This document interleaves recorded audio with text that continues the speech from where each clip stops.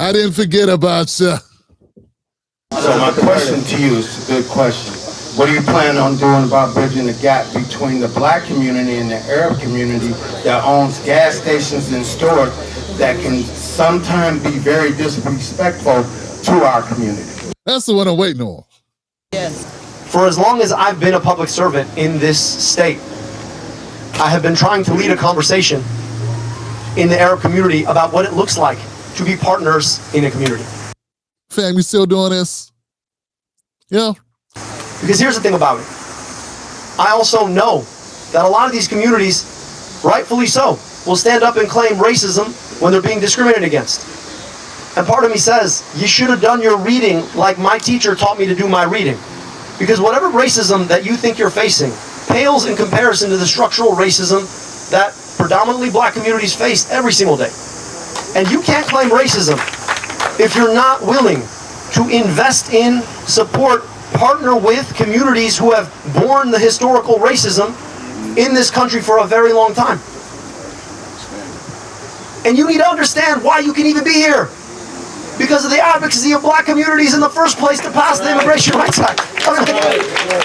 So the black community went from over 50% of home ownership to 44% of home ownership. Homeless rate, higher. Unemployment rate, higher. Literacy rate, lower. Life expectancy, lower.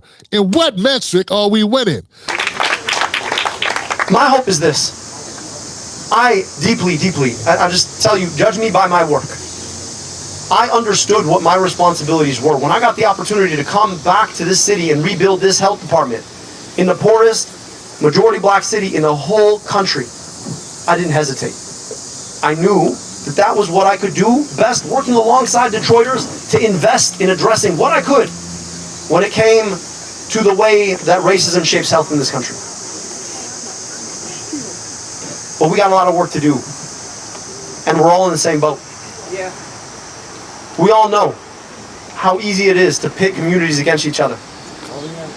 And to tell us that only one community can succeed. My commitment is born in my work about who and what communities I've tried to show up and serve my entire career. And at the same time, the Arab and Muslim community, I think, has a lot to learn from the struggles of the black community and can only learn it when all of us are standing together, fighting against the way that they try to divide us and against, unfortunately, the racism we all face in our own way. I mean, why don't you just make it just happen there? The guy saying you're an Arab, you don't care about black folks. You know, I hate to say this, but I continue to hear it from older black folks, people like some of Denzel's colleagues telling me that they're uncommitted for you. You know, there's been an effort, I think, to divide people against each other. And unfortunately, you see that the consequence of that. To tell us that some group or another group have to be counterposed because there's not enough for all of us. I am Arab, I'm also African. My family immigrated to this country from Egypt. I'm proud of my African heritage. I don't care where you're from. Abdul. What's up, man? Tim Black, man. What's going on? Hey, look, man, I don't care where you were born. I don't care where your family from. I care about what your policies. Your policies help black people. Do you have any policies that specifically aid black people in having longer lives, more wealth, or brighter futures? That's it. That's all. I know it's a big hill to climb, but do you support reparations? And we owe the reparations of recognizing that this country was built on uncompensated labor of enslaved people.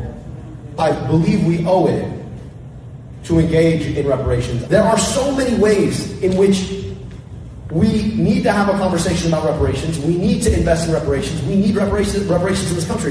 See, there's hard questions here, man. It's not about what background you have. It's not about where your mama from. Yeah, I know we had this conversation with Godfrey and shit like that, but to get One Africa, the 154 Africa podcast, I know, you know, it's like in-house basketball, baseball, inside sports debates. It don't matter. You're a politician.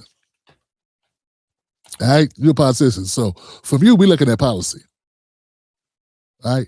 So where you come from, that don't mean shit. So there are black people, as that reporter who's stirring the pot, trying to get a soundbite out of you, and he won.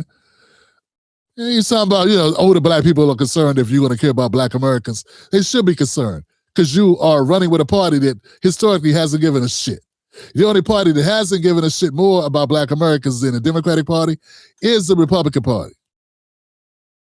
So anybody should be skeptical about that. And they're kind of like, there's something causing division. Yeah, it's called poverty.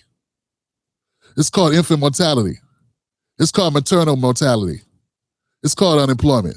It's called destabilized communities. It's called food deserts.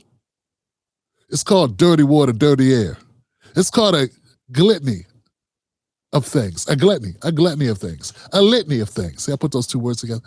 It's all those things put together. So, yeah, we have a perfectly good reason. In fact, any working class person in America has a very solid foundation for calling out bullshit when it comes to the Democratic Party. Now, you deserve to be called out on it too, unless you've been articulating a message that clearly defines what you plan to do. But that's not act like it's a boogeyman. It's a psyop to make black people not trust ya. Yo, man, black people got no reason to trust any of these parties. And I'm going to tell you something else. White people had no reason to trust either of these parties either. They just dumb enough to think they don't have that problem. They do. We all had the same problem. It's unfortunate we see each other as groups. But come on, Johnson.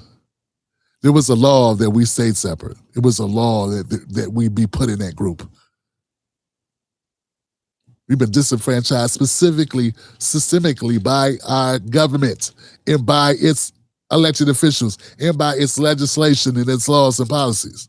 And then you show up 50 years later, it's only been 60 years that black people were even considered full human beings in this country. And you wonder why black people are looking at a white guy, which is what you are, and saying, I don't know if he got our back.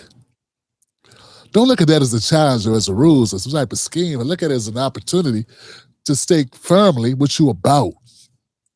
He didn't do it here. And I know Hassan Piker and the crew won't make you.